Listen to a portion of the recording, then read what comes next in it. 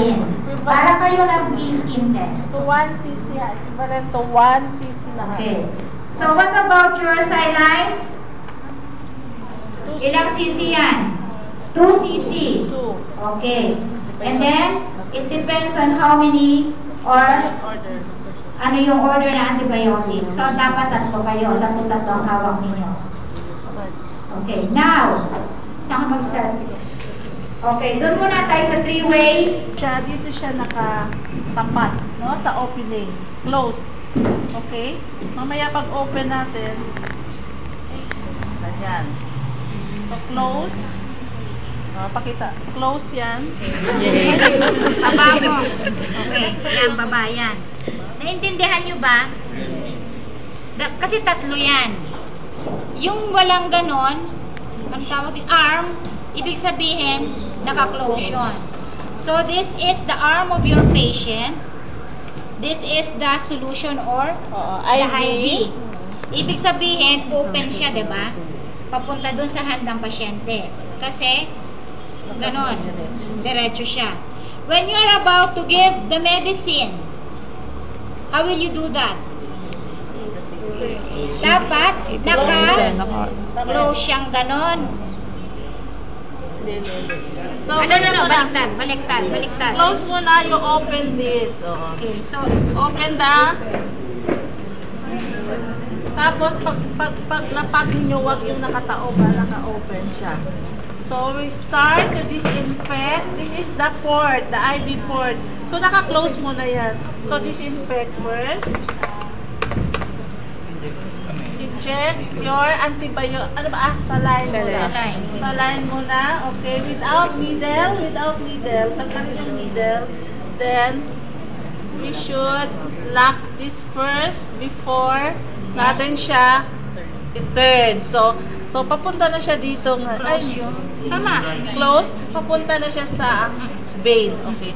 So, inject the saline. 1 ml only. 1 ml muna. Slowly lang. 1 ml. Hati lang ha. Huwag mo nang ubusin. Okay, 1 ml. Then, close. Close again. Close. Okay, remove. Yan, naka-open na yung line yan. Naka-open lang yan. Naka-open lang. Then, next na is your antibiotic. So, disinfect again. Kunyari, yan. Disinfect. Then, antibiotic. Without needle again, antibiotic. Ipupush natin. Screw natin. Then, open. I-close pala dyan. Okay. Push the antibiotic slowly. Slowly lang ha. Kunyari, slowly na yan. Ang tagal eh. Okay, then, i-close ulit natin bago tanggalin. Ha? Huwag yung tanggalin, hindi naka-close. Lalabas yung backflow. Okay, after that, what's next? What's next ulit? Saline. Okay, again. Saline. Disinfect again. Disinfect. The remaining 1 ml. Okay. The remaining 1 ml. Kanya lang, dalawang stroke lang siya, hindi pinabaliktad. Okay, push again the remaining 1 ml of saline. Okay, and then, Close. medyo mabusisi to, kaya lang talagang ganon. What's the last? Okay, disinfect again. Okay. Then, heparin. Okay. Screw nyo muna, then, open. Okay. Close again. Close ulit sa Then, slowly. Ubus yan lahat. 1 ml lang. Okay. Then, Close. Open ang line ulit. Okay. IV. Remove. and then that's the time na you will again put the cover. Cover. Don't forget. Laging nakakalimutan. Ibalik ang cover. Nakalimutan na. Ganyan na lang. So, cover. Now, do you have still to regulate? No, naka-open na siya. Naka-open lang Ito naman lang siya. ang ating nagko-control. Okay. For the Dapat ang intindihin ninyo kasi ang ilagay niyo sa isip nyo, ito yung area naka-close.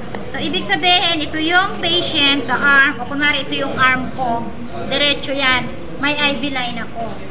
Now, it's time to give the medicine. So, what I will do is, di ba yung kanina, mayroon itong 2 ml.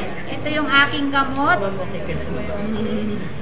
Mars, ninenervyos ako sa'yo. Huwag kang ganyan. Hindi kita kayang buhatin.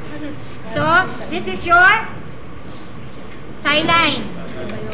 Wala na kasi. Okay. So, after disinfecting, nakita nyo naman, di ba? Huwag nyo kakalimutan parati yung sterile technique. Okay. Ipapasok nyo muna siya. Okay. So, magbibigay ako ng gamot. So, kailangan i-close ko ito